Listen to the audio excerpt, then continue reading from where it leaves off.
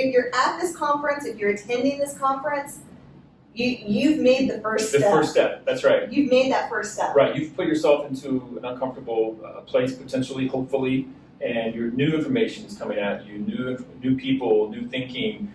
It'd be hard to come to the conference and just be the same person. Kind of impossible, honestly, right? Yes. Right? But I think that's great advice for especially ones that have made the leap and they're in their first year or 2 or 3.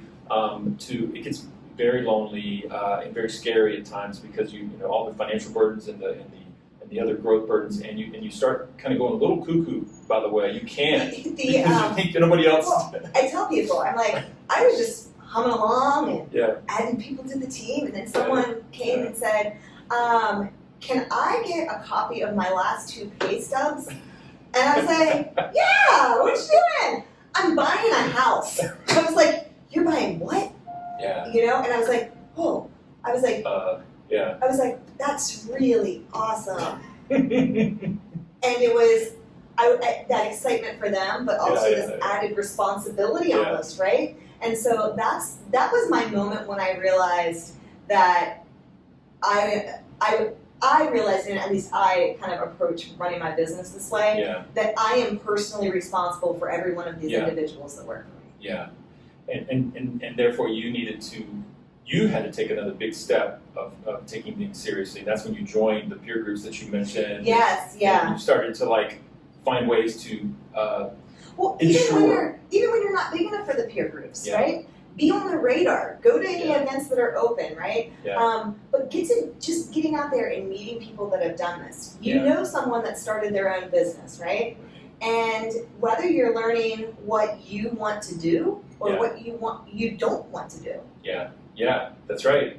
Talk to all these people. Both are equally important. You know, we talk about this with entrepreneurs, like either inspired to be an entrepreneur or inspired not to be an entrepreneur. Either way, because you can get on with your life. If entrepreneurship or starting a company or being a business owner is not for you, let's find that out sooner than later. Right. Before you torment yourself year after year. Just get on with your life and say, hey, that's not for me.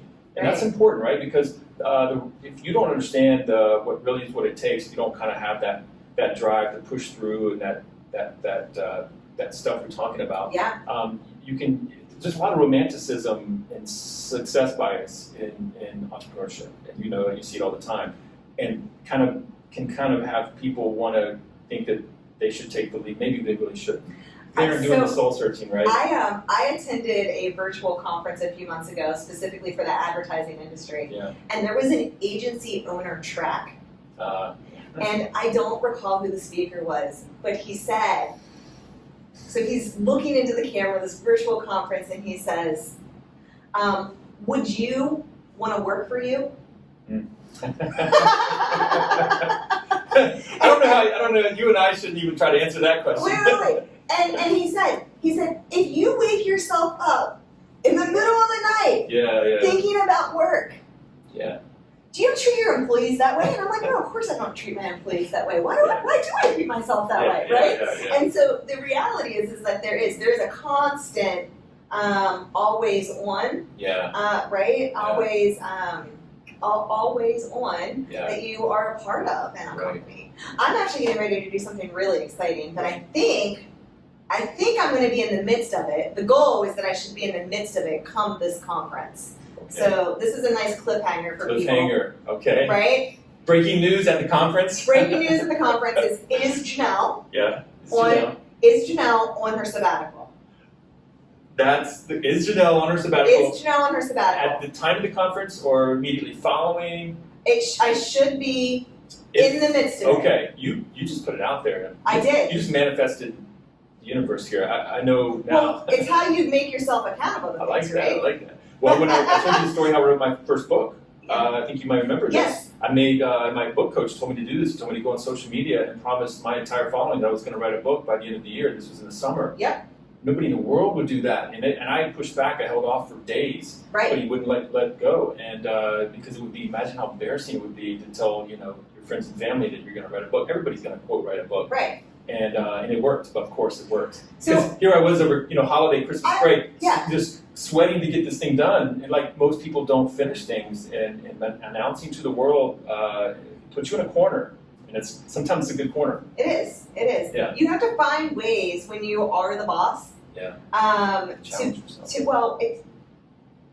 To allow yourself to be held accountable. So how are you going to hold yourself accountable? Right. And you have to be creative when you're the entrepreneur. Yeah. When you're the one in charge, you have to kind of put the things out there so that you have your network, right? So so I'm excited about it. So who's the boss of you? Right? And so, but the reality is that everyone around me is the boss of me. Yeah. And so part of me thinking about doing this, right, and taking this sabbatical was, oh man, are people going to freak out when I say I want to do this? Yeah. Yeah. Right. Do you know how excited they got? Right. You should absolutely do this. They were excited for me. Yeah. Maybe they need to get me the hell out. We'll see. But no, I mean, people are excited, and it allows me as the business owner to actually show the team, right. I trust you. Yeah, that's right. I trust you. That's big. That's really big.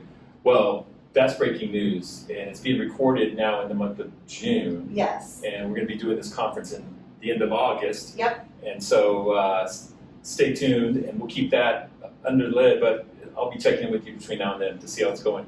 So Janel, this is going to be incredibly awesome. What an honor it is going to be to share the stage with you. We're longtime friends. I'm a big admirer of yours. I was so excited you said yes to do this. And we've got 9 other speakers, including myself, so there's a whole amazing lineup. And we're going to be at the Grand Hyatt, Tampa Bay, beautiful, sunny Tampa Bay. We do have people flying in, both attendees and speakers, so this is great. What better destination, right?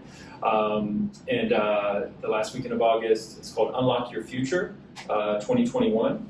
And Janel will be there, and so with that, we should maybe sign off and say to everyone, we look forward to seeing you, and anything else? I look forward to seeing all of you, and for you all coming to hold me accountable. That's great.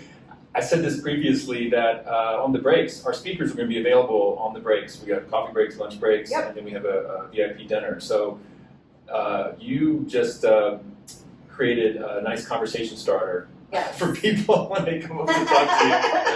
This is great. All right, let's say goodbye, and we'll see everybody in August. See you.